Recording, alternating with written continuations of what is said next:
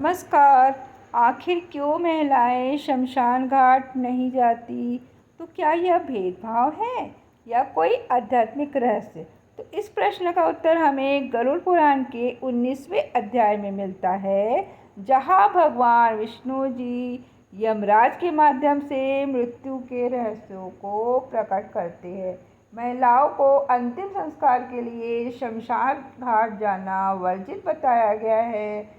मृत शरीर को मुखाग्नि देते समय अगर कोई रोता है तो उस व्यक्ति की आत्मा को शांति नहीं मिलती। शमशान घाट में ऐसी और भी प्रक्रियाएं होती है जिसे देखना महिलाओं और बच्चों के लिए उचित नहीं है। जैसे प्राचीन परंपरा के अनुसार शव को जलाने से पहले शव के कपाल यानी सर पर डंडे से मारा जाता है, तो जिसे देखकर यदि साथ में छोटे बच्चे महिलाओं के साथ या खुद महिलाएं भी बहुत ज़्यादा घबरा जाती है। हिंदू धर्म में नारी को देवी स्वरूप माना गया है। वह शक्ति है, करुणा है, मातृत्व है। नारी का हृदय अत्यंत कोमल होता है। वह किसी के दुख में रो पड़ती है, किसी के कष्ट में व्याकुल हो जाती है। शमशान घाट जहाँ केवल मृत्यु की गूंज होती है, वहाँ नारी की यह कोमलता कई बार उसकी आत्मा को विचलित कर सकती है। तो गरुड़ पुराण में यह वर्णन है कि शमशान एक ऐसा स्थान है जहाँ मृत आत्माएं अपनी अंतिम यात्रा पर होती है। वहाँ का वातावरण अत्यंत तीव्र, सूक्ष्म और भारी होता है, जिससे भावुक और संवेदनशील हृदय पर असर हो सकता है। भगवान विष्णु जी यह स्पष्ट करते हैं कि शमशान में उपस्थित सूक्ष्म शक्तियाँ और पूर्वजों की आत्माएं किसी के भी अश्रु, करुण क्रंदन या भावनात्मक उत्तेजना से विचलित हो सकती है। जब किसी व्यक्ति की मृत्यु होती है तो उसकी आत्मा मृत्यु के बाद की यात्रा शुरू करती है। यह यात्रा अत्यंत सूक्ष्म, गंभीर और रहस्यमयी होती है। तो गरुड़ पुराण के अनुसार इस यात्रा में आत्मा को मुक्ति दिलाने के लिए वातावरण में शांति, स्थिरता और वैराग्य आवश्यक होता है। लेकिन यदि कोई अत्यधिक रोने लगे, बिलखने लगे, विशेषकर यदि वह आत्मीय स्त्री हो, माँ, पत्नी, बहन या बेटी, तो आत्मा का मोह बढ़ सकता है। मोह मृत्यु के बाद भी आत्मा को बांधता है। जब आत्मा मोह से मुक्त नहीं हो पाती तब वह प्रेत योनि में भटकती रहती है। इसीलिए शमशान में स्त्रियों का जाना, उनका विलाप करना आत्मा की मुक्ति में बाधा बन सकता है।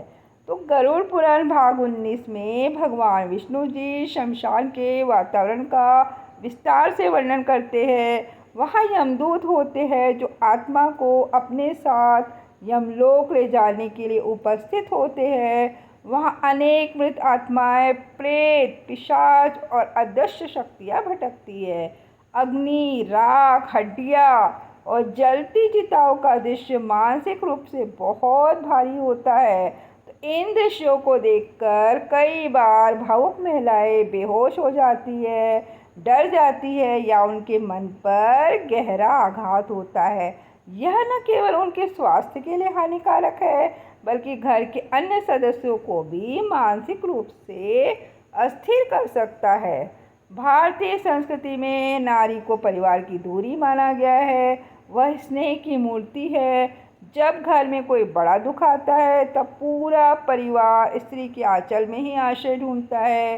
यदि वही शोक में डूब जाए तो पूरा परिवार बिखर जाता है। इसलिए यह परंपरा बनी कि नारी घर पर रहकर प्रार्थना करे, शांति पाठ करे, भगवान का नाम ले और पिंडदान की विधियों में घर में ही भाग ले। वह घर पर रहकर भी मृतक की आत्मा के लिए वही श्रद्धा और करुणा व्यक्त कर सकती है जो शमशान में व्यक्त होती। शमशान को धार्मिक दृष्टि से अशुद्ध माना गया है। वहाँ जाने के बाद कई प्रकार की शुद्धि क्रियाएं करनी होती है। स्नान, वस्त्र परिवर्तन, अग्नि स्पर्श आदि। महिलाएं जो ऋतु धर्म में होती है उनके लिए शुद्धि का पालन करना कठिन हो सकता है। तो गरुड़ पुराण में लिखा है कि जो स्त्री रजस्वला हो वह मृत शरीर के पास भी न जाए। वह यदि अनजाने में भी चिता के पास पहुंच जाए तो आत्मा की गति अवरुद्ध हो सकती है। तो यह नियम नारी के सम्मान और धार्मिक शुद्धता की रक्षा के लिए बनाए गए हैं। जब कोई महिला अपने पिता, भाई या पति की चिता को जलते हुए देखती है तो वह दृश्य उसकी आंखों में बस जाता है। वह जीवन भर उस पल को नहीं भूल पाती। यह मानसिक पीड़ा उसे भीतर से तोड़ सकती है। तो ऐसी स्थिति में यदि वह अकेली होती है या गर्भवती होती है या पहले से मानसिक तनाव में हो तो शमशान का दृश्य उसके लिए घातक भी सिद्ध हो सकता है। इसीलिए यह नियम केवल धार्मिक नहीं बल्कि मनोवैज्ञानिक और सामाजिक दृष्टिकोण से भी बहुत संवेदनशील है। भले ही स्त्री शमशान नहीं जाती परंतु उसकी भूमिका मृत आत्मा की उन्नति में अत्यंत महत्वपूर्ण होती है। वह घर पर ही रहकर तुलसी के पत्तों से भगवान विष्णु जी का पूजन कर सकती है, गीता का पाठ कर सकती है, मृतक की आत्मा के लिए दीप जलाती है, भोजन बनाकर ब्राह्मणों को खिलाती है। यह सभी कार्य आत्मा की शांति देने में बहुत ज़्यादा उपयोगी होती है।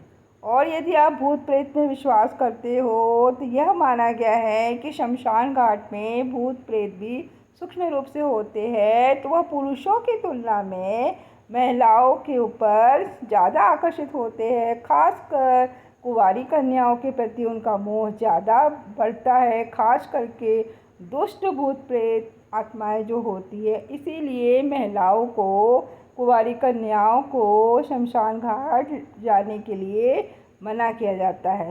हालांकि परंपरा तो यह कहती है कि महिलाएं शमशान न जाए, परंतु आधुनिक समय में कुछ स्थानों पर यह परंपरा टूट रही है। कुछ महिलाएं आज अपने पिता या पति की चिता को मुखाग्नि भी देती है। तो यह एक व्यक्तिगत और पारिवारिक निर्णय है, परंतु गरुड़ पुराण में वर्णित शास्त्रीय दृष्टिकोण अभी भी अनेक धार्मिक परंपराओं में मान्य और पालनीय है।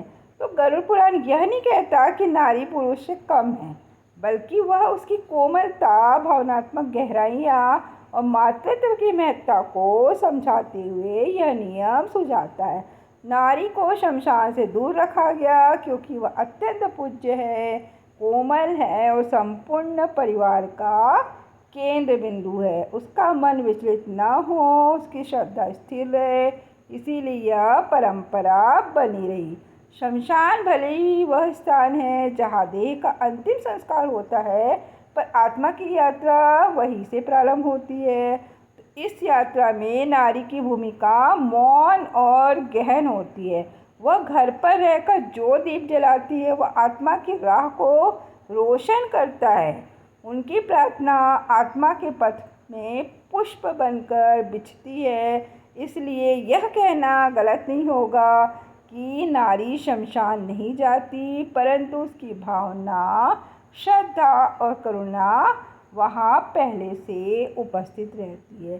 तो कैसी लगी आपको आज की वीडियो? कृपया मुझे कमेंट के माध्यम से अवश्य बताइएगा। और वीडियो को पूरा देखने के लिए आप सभी का दिल से बहुत बहुत आभार।